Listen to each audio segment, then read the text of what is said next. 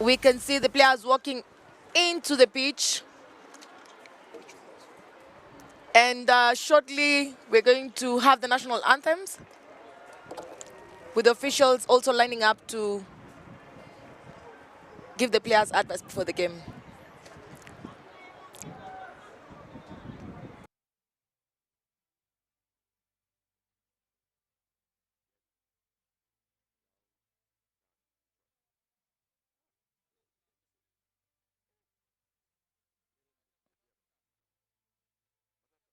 Ladies and gentlemen,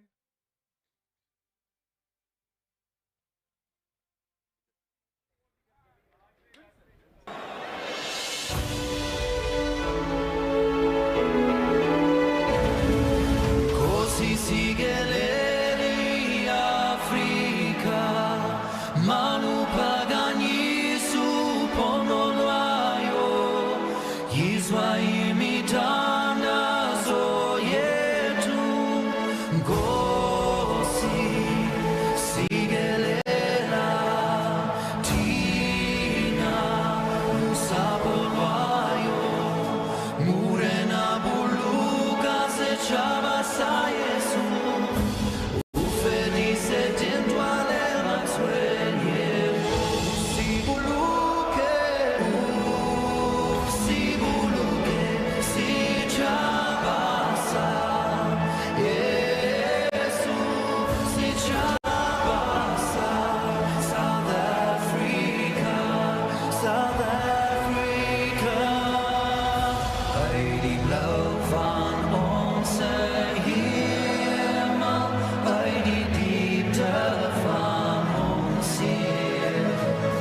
Voor ons eeuwige gebergtes, wat die krause antwoord geeft. Sounds the call to come together, and united we shall stand. Let us live and strive for freedom in South Africa.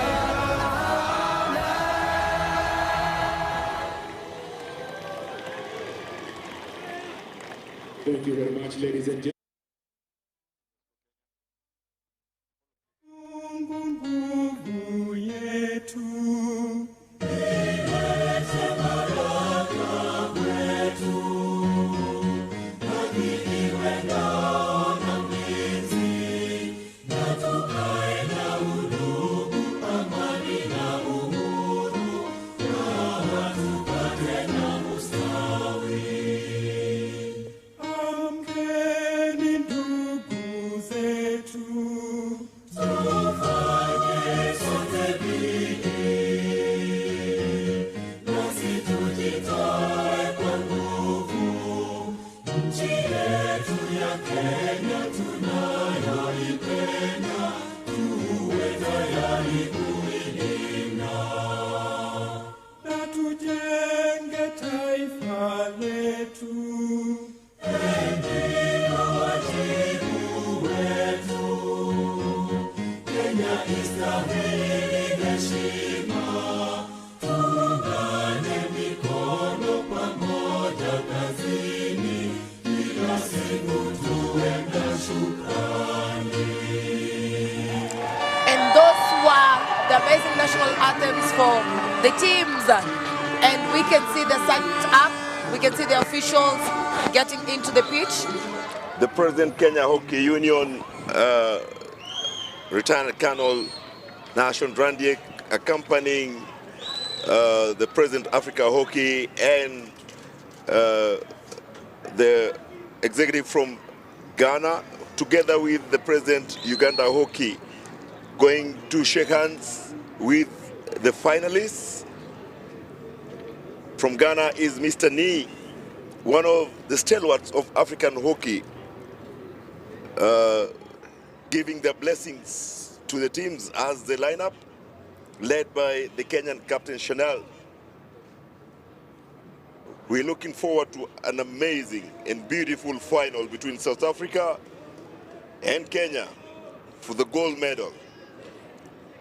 What would your predictions be from wherever you're watching? drop a comment as you watch on the predictions, and let's see. I said I'm not going to predict anything because it's like I'm jinxing. The oracle has refused to oracle. And we can see everyone is all smiles here in Nairobi, Kenya for the last final of the day. And from the South African team, we have Kumalo Siamen Themba, the goalkeeper, Ferreira Jema, Jonka Martina, Volcher Claire, Peterson Azania, Cohen Zyla, Vanda Bellick Addison, Nzama and Hill, who's the goalkeeper, and Best Baber Cody, who's the captain. Cody has really done well, Mesh.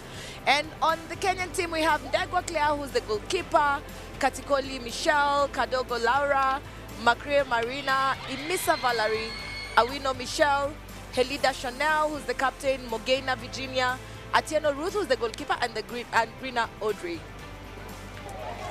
Barbara Simiyu is the coach for Kenya, while South Africa coach.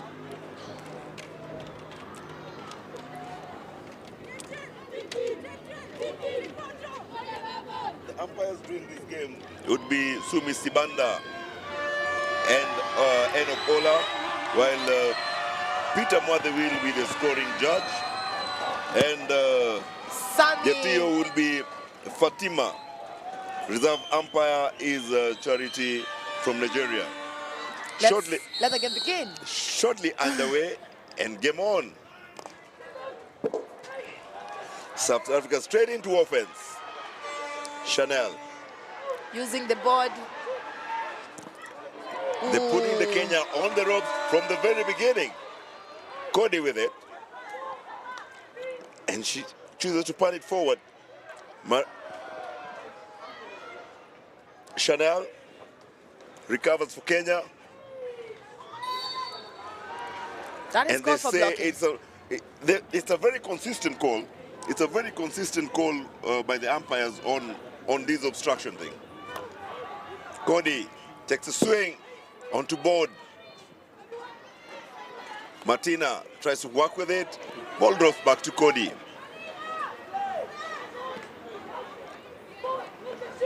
Nzama initiates play.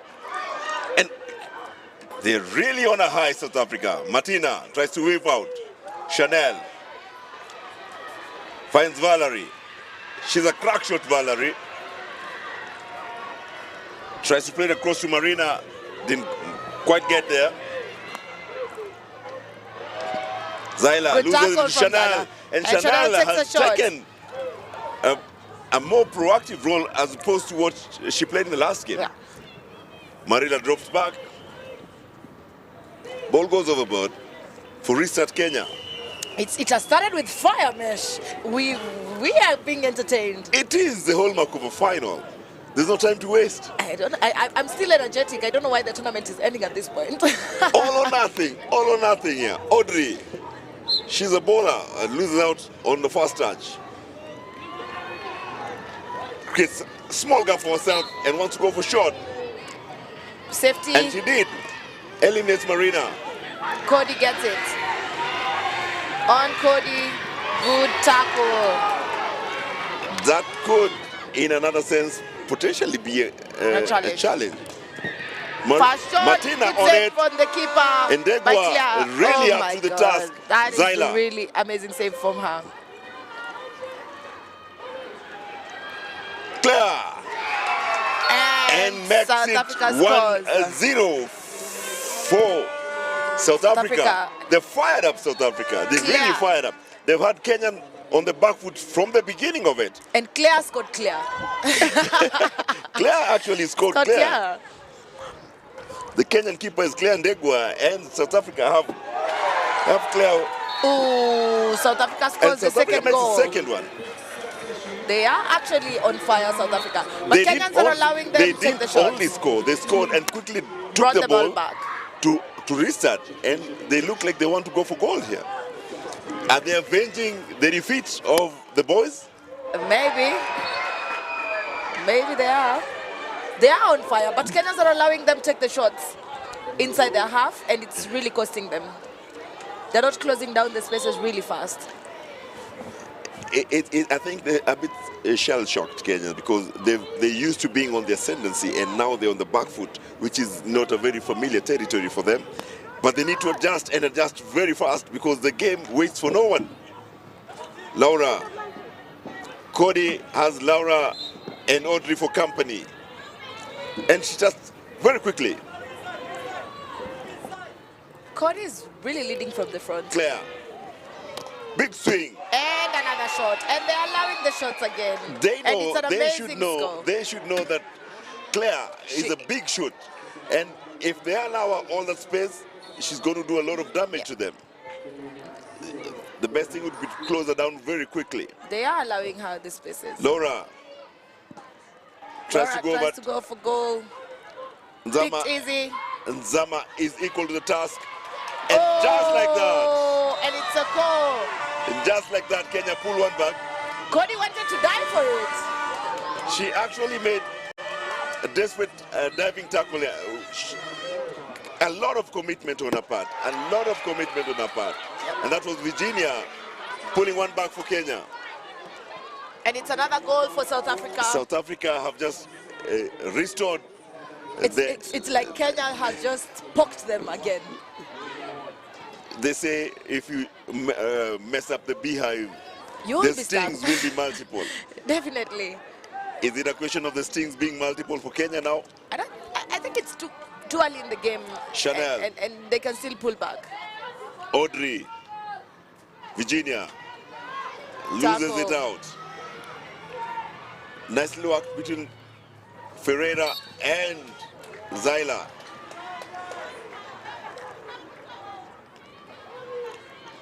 Kenya finds themselves in very unfamiliar territory in terms of defending, and they must try to avoid shots coming through from Claire if they are to survive this, because otherwise they give her that space. And Cody is enjoying herself in there. She is. Zyla. And it is another one. Cody is really carrying the team. Cody playing in a more offensive role is becoming a nightmare for Kenya. Yeah, she is. And we've seen her consistency all through the tournament. She's been very consistent. Extremely consistent and level-headed. Zyla. And they find Claire. That could be another big shot. Oh. And she does it. She does what she does best. She does what she does best. Claire does the Claire thing. They're definitely paying back. Kenyans are on the back foot in this game. What could it be? The technical bench chooses to change the keeper, bringing in Ruth for Claire Ndegwa. How do you stem the onslaught in this game? I'm just enjoying the game. And another one. And it's another goal. One. Still again from Claire. She's shooting big. She's shooting really, really big. And Kenya have zero response for it. And that was Ruth coming in, and the first contact was to pick the ball from the net. And Kenya are not able to piece the passes together. No, Claire did one long shot, and Zyla made a very good deflection.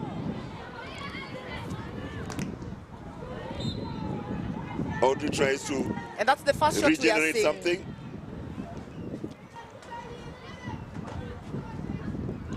And she goes and just takes a wild swing. They need to be a little bit more composed and more relaxed. South Africa looking much more in control of this game. Claire takes a diagonal, goes for shot. Good save from the keeper. It's a very dangerous place to take the risk.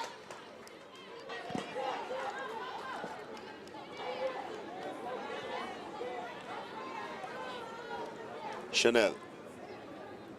What's the thought process right now? What do you think is going through the minds of the players, the Kenyan players? They want the goals. They want to score. They're really pushing themselves. Cody in charge, in control, takes a shot. Good save from the keeper. Always flying. But she's really fired up to do this. That's what's Ferreira. That was Ferreira taking full responsibility for it. And Marina is asking for a medical intervention. Medics running in.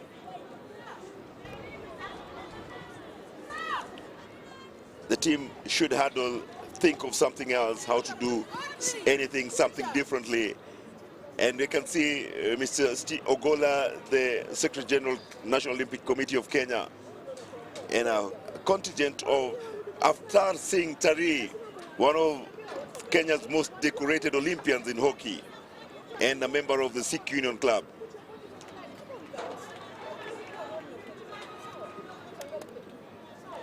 As you can see from the highlights, amazing goals today. And the girls are really playing well. Everyone wants to win. It's just whoever takes their chances will win. And the motivation in here, South Africa are really going for all or nothing. Marina doesn't look very okay. And the captains have led their teams From the front. From the front. Bully, in the bully, the sticks have to touch, and the sticks didn't touch. So Kenya took unfair advantage. Cody, Ferreira, Chanel. Better reaction now. Addison, Valerie, she's a quick shot. Finds Audrey, but Nzama was always on top of it. Laura takes a gamble, wins it. Progresses the ball, goes for shot. Oof.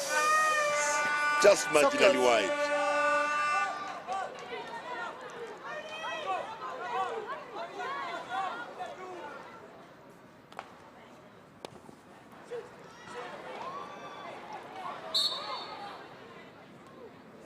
Addison couldn't make head or tail of it. Drops back quickly. Audrey on it. Cody, again, it's always Cody. Audrey has it. Is she going for shot? She does. Good save from the keeper. Addison has Zyla for company. Chanel intervenes. Finds Laura. Going for shot. Oh. Nzama equal to the task. Cody wheels past Valerie. Draws a foul. Patient build-up from South Africa. Ferreira goes long. Finds Zyla. Takes a shot. Falls kindly to Martina. And And it's it a is goal. goal number 8. Martina Yoko will take it over again. South Africa 8, Kenya 1.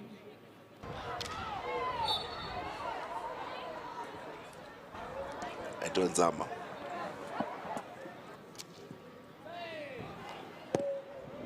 Good save from the keeper, but the ball was raised.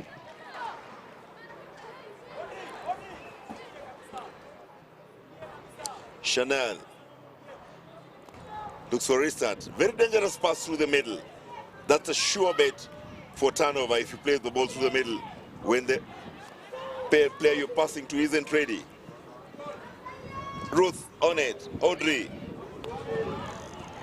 Fight. Again, Ruth comes to the rescue. Audrey weaves the way out. Tries to take a shot, impeded by Martina, or she has impeded Martina. Audrey again.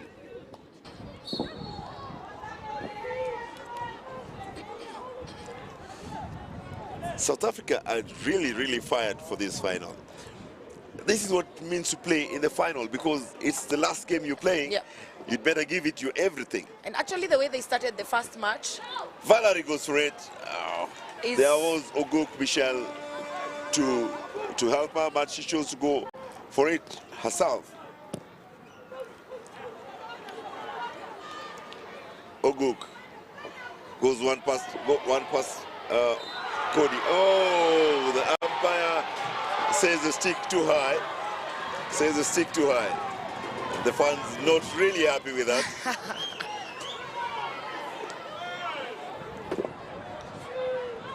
Claire takes one, huge one. Good save by the keeper. The keeper is much more aware now. Chanel loses it to Zyla. Finds Mateda, and it is goal number 9. South Africans are on fire, Mesh. They're killing the Kenyans right now. They're killing the Kenyans. They're Looks paying like- back for their men's loss. Looks like they want to hit double digits for against It will Kenya. And get to a double digit. they're if- avenging the Yeah. defeats to the boys. If Kenyans still Ball play too like high, this, goes to be a challenge. Going to be a challenge, and who's going to take it? Valerie. Created it, takes it. Goes on a diagonal, and it is goal. Ooh, and they score. Number 2 for Goal Kenya number 2 for from Kenya. Michelle Oguk.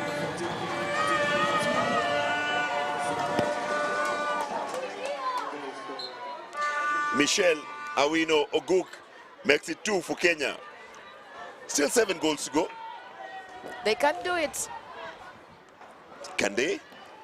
I believe if they continue with the tempo, they can do The it. aggression is coming in, and the momentum. And Cody takes a breather. She's going to take a moment suspension.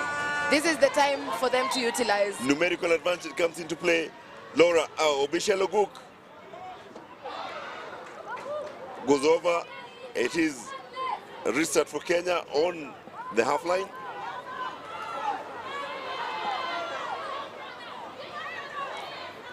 When you have the numbers to your favor, the best thing is to play wide and play it quick and not get into dribbles, because there is always a free man in there and you have to find the free man early to take advantage. Now there is an opportunity for second post plays, and they're standing in the same line. All the 3 Kenyans standing in the same line. It makes your life a lot easier if you're standing staggered. Good dummy. Makes the yards. Goes for dribble. The longer they take with the ball on carry, the more time they allow South Africa to get to equal numbers. That's a good tackle on the reverse. Very, very intelligent tackle. And now South Africa are back to equal numbers. Kenya didn't take advantage of the superiority in numbers. Katikoli Michelle on a shot. They didn't anticipate where the rebound was going to fall on. And Zyla. Katikoli again. Playing it early really makes your life easier. Possession lost. And now into transition. It's ping pong. And Cody takes it by foot. Chanel. Was she 5? No, the umpire says the ball needs to be dead fast. Stationary ball before they're able to restart. She's trying to make 4, but the umpire not happy with the distance. Claire. Punted big upfield. And we go to the break. Wow. What an intense first half, Amesh.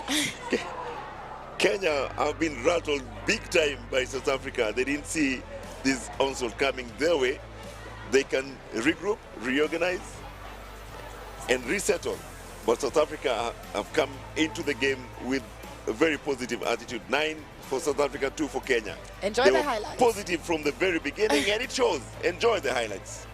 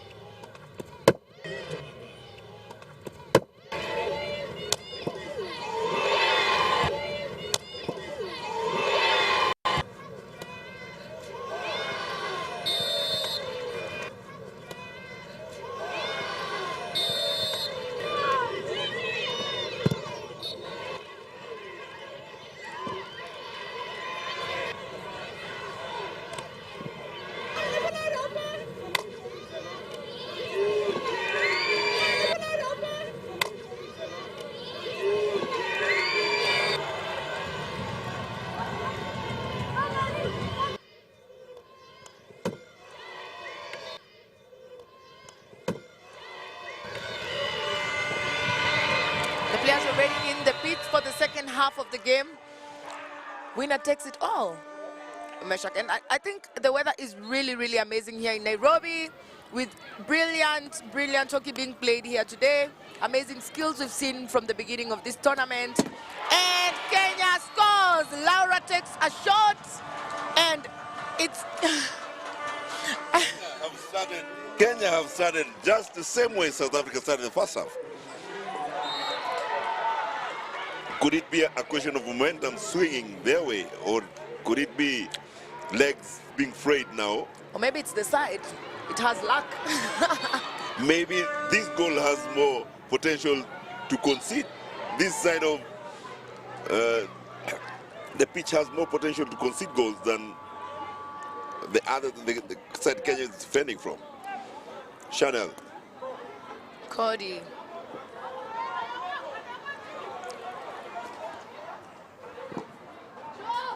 Good rebounding of the keeper. Ferreira. Audrey contrasts Claire. Good tackle. And Audrey comes up tops. And we've seen Audrey. Cody. And that side of the pitch is Audrey's strongest point. We've seen her scoring a lot of goals from that side. Foot of South Africa and Kenya have the restart on the quarter mark. Laura has it. She makes the yards, but knocks it on the back stick. Ferreira goes long. And Claire. Good save from the keeper. The keeper is really doing an amazing job. Of Ruth. Claire still has it. Chanel for company. Laura. Good skill. Puts pressure on Ferreira and manages to force her into an erratic pass. Chanel. Finds Audrey. She's not been allowed to take the shots on that side. It's like and South they're Africa did their triple homework. teaming her on that side. It looks like South Africa is aware if Laura is able to get on the reverse, she's been adjudged to be obstructing.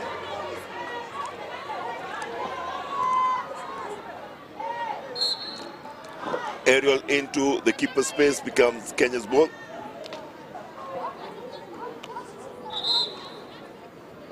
South Africa means business today from their faces.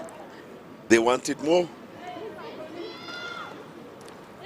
Chanel finds Audrey, but too long. Cody has it. Finds Martina. Waves past. Falls nicely to Zyla. Good tackle has by Chanel the captain. for company.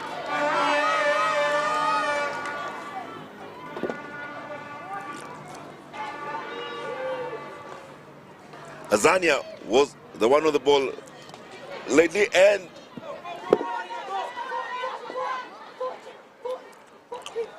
Martina on the ball has Virginia for company. And they judge that to be obstruction. Martina has it. Chanel.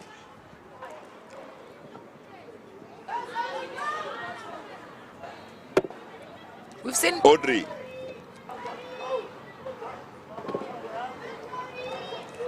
Cody comes, stops, goes for the reverse. Chanel has it. Tries to play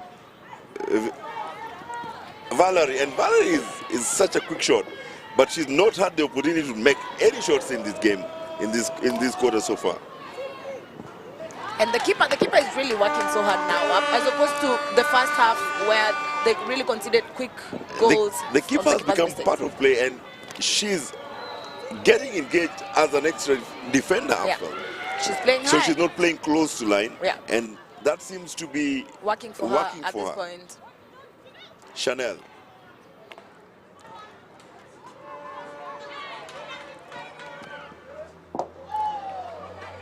Goes wide. Katikoli rams through. Martina falls her, and the ball comes to Kenya's possession. Marina has it. Tries to go for shot. Zama equal to the task. Good skill. Good skill weaving from skills Zama. in there.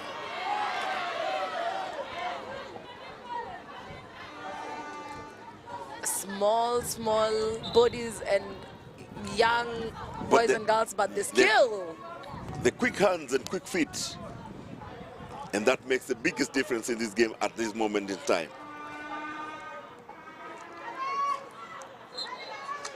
Kenya have kept the goal line really well this time, in this half. Valerie goes long onto second post, but there's nobody to pick it up. Addison, Onakari totally misses the swing.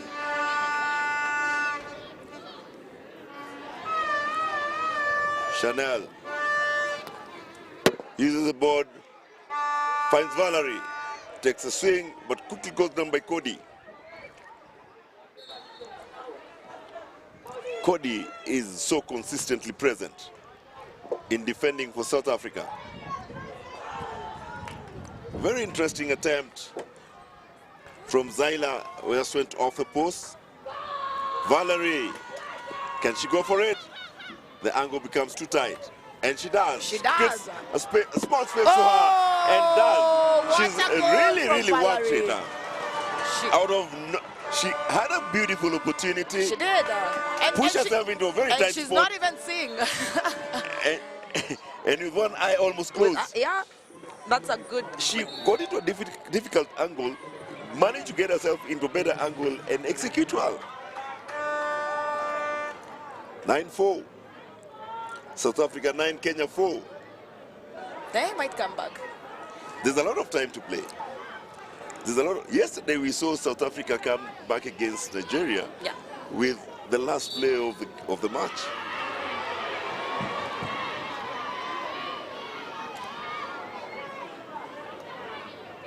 Chanel makes the yards.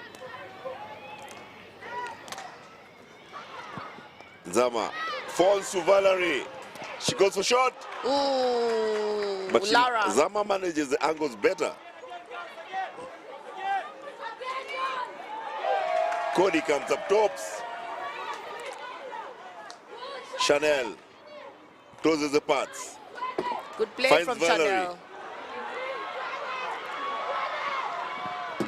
And it is Valerie again. Valerie squeezes it in again.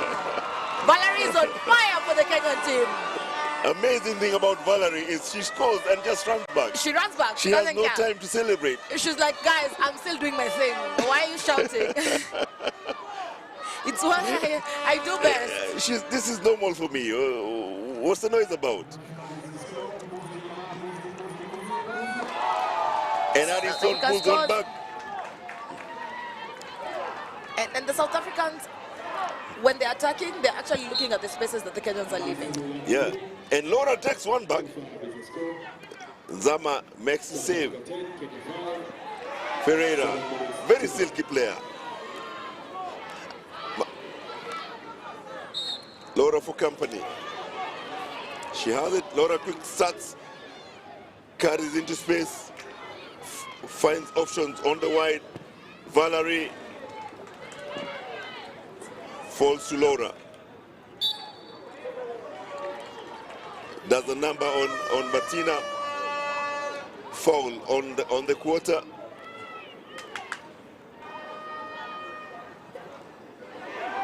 Good tackle. And Chanel loses it out. And it Zyla has might an be a opportunity goal. to make it. Ooh, misses. Martina. Good skill from Martina. Good Goal save high. by the keeper. Advantage played. Valerie. If they allow the shot, she could pull one back for Kenya. And she has a shot. Oh. Finds Michelle Getikoli, who didn't quite get it, and takes a wild swing. Totally misses the ball. At this point, it is about the fitness and the concentration.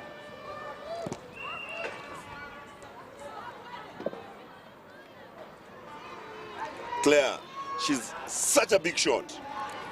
But keeper now equal to the task. Good intervention by Chanel. Valerie creates an angle. Nzama equal to the task. Audrey Good skill, almost caught. draws a foul. Makes the yards. Is she going for shot? She does. Ooh, goes wide. Just on the side. And that's her favorite position to play. She loves shooting from that side.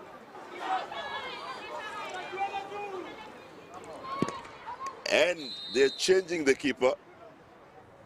South Africa changing the keeper.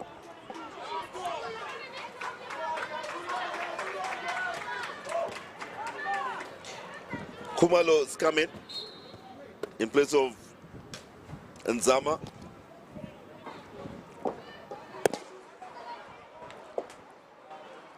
Good use of the board. Takes a swing at it. Didn't really make a nice connect. Audrey from her favorite angle to shoot.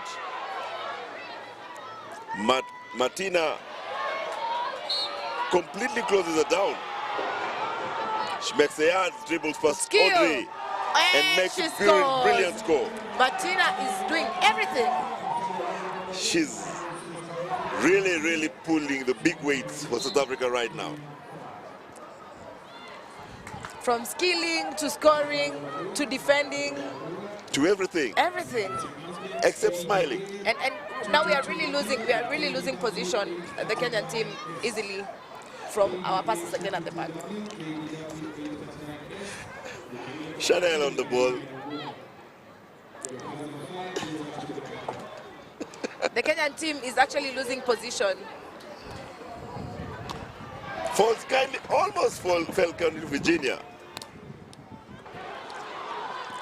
Can't call it, totally misses. Second time she's missing a shot like that. Cody on the ball. Cody has really been amazing this tournament. Consistent, Very persistent. consistent. Fighting for the badge all the time. Audrey tries to shoot from that. The left side is not a favorite side of shooting, Audrey.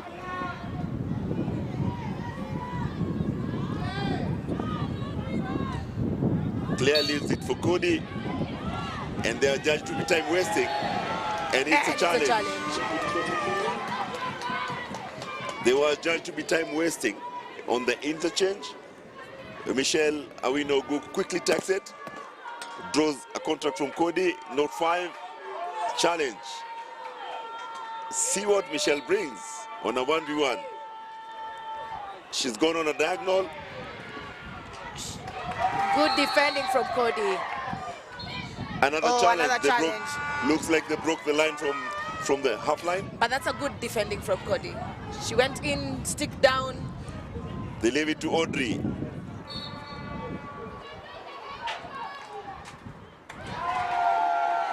And it's not just one for Audrey. She tries to play it right through the keeper. And Humalo. It's Humalo. I'm yet to learn that. Just from reading it, it's Humalo, but I'm told there has to be a click to it, and it's Humalo. And she comes to the rescue. Michelle Ogok angles for a shot and takes it, but not on target.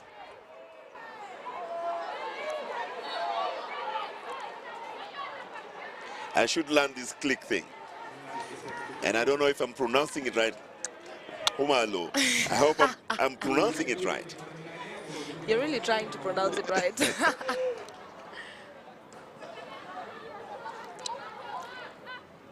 Audrey, Chanel takes a shot. Humalo up to it, equal to the task. And it falls nicely to Martina. Good Taken save down by the from the keeper. keeper. Audrey comes to help her keeper. There's a foot up and it's set. Game on. Big shot. Rebound off. Audrey onto it again.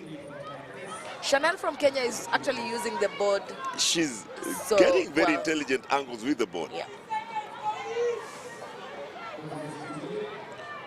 In about 40 seconds, the game should be up. And South Africa, Laura pulls one back. Kenya scores. Laura pulls one back for Kenya.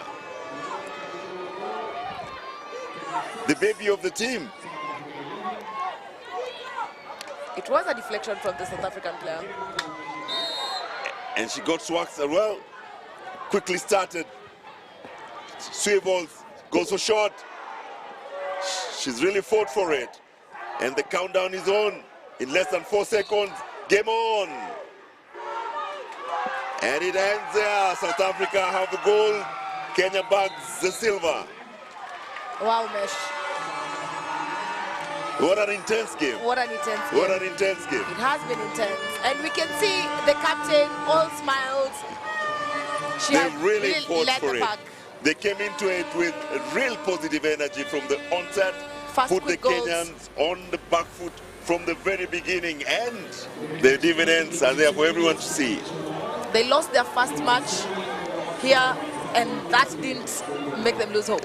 Probably just give them the motivation to motivation work to better, win. work smarter, work harder. And now they win the tournament. But still kudos for the both teams.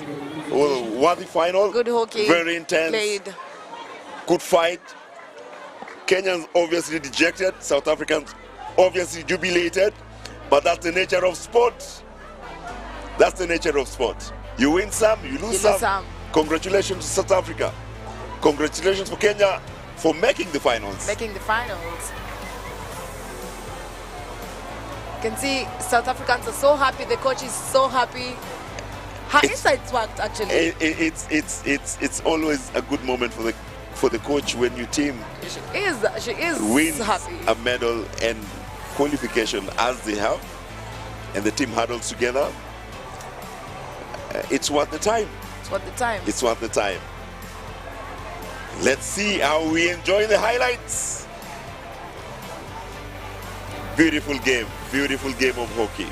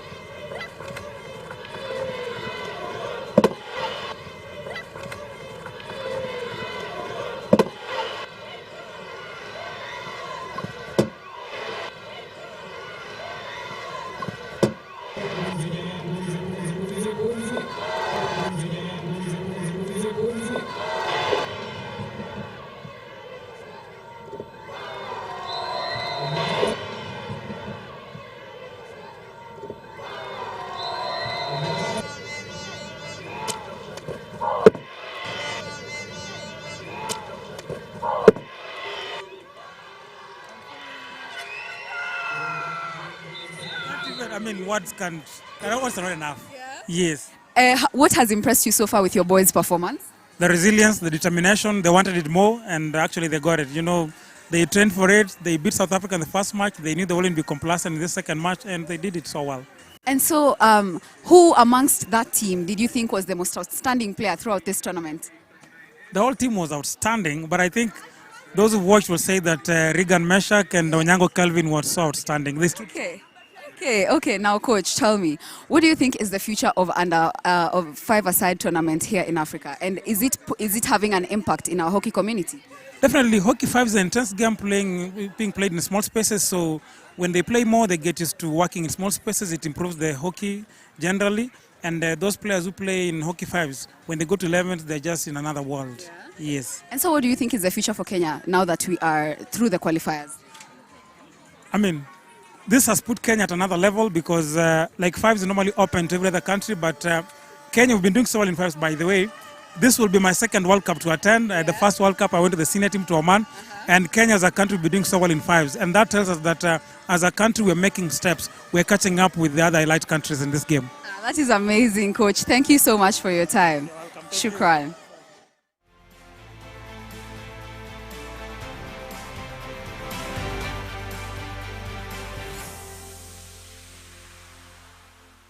I am so ecstatic, so happy and so grateful for everything. So how do you feel after taking away this game in such an amazing way? I don't think I can explain this feeling that I'm feeling right now. It's unbelievable. I'm just so proud of my team, backing me all the way, and trust, it's such a blessing having them as my team. How long have you guys played together as a team? This is actually the first time that we've ever played together as a team. Yeah. And so what are you looking forward to now that you are past the qualifiers? I think just each we have together and having like back home all our family and our friends supporting us. Yeah, it's going to be amazing. And how will you rate your just finished opponents? How will you rate Kenya as a team? How are they as opponents? Oh my gosh, we literally fought to the last minute. They did not give up one bit. Yeah, they gave us a run for our money, literally. Okay, that is amazing. Seems like an amazing game. Thank you so much for your time, Cody. All the best. Get me your coach.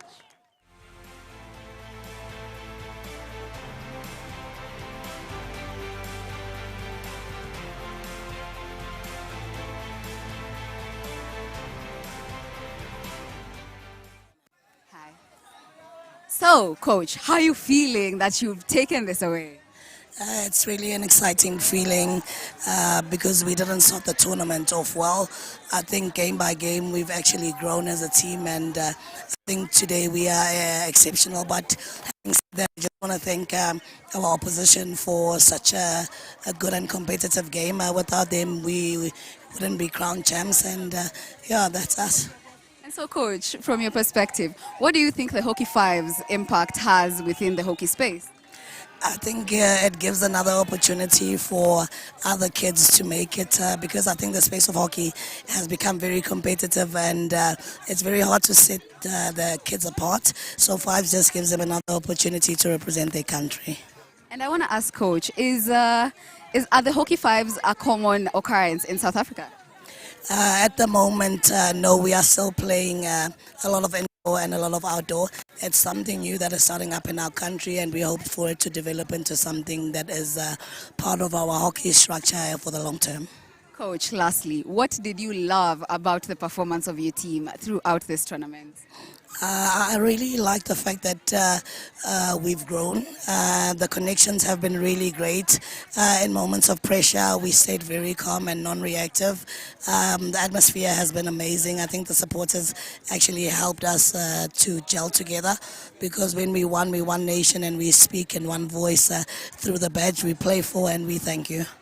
Thank you so much, coach, for your time, and congratulations to your team. Thank you very much. Thank you.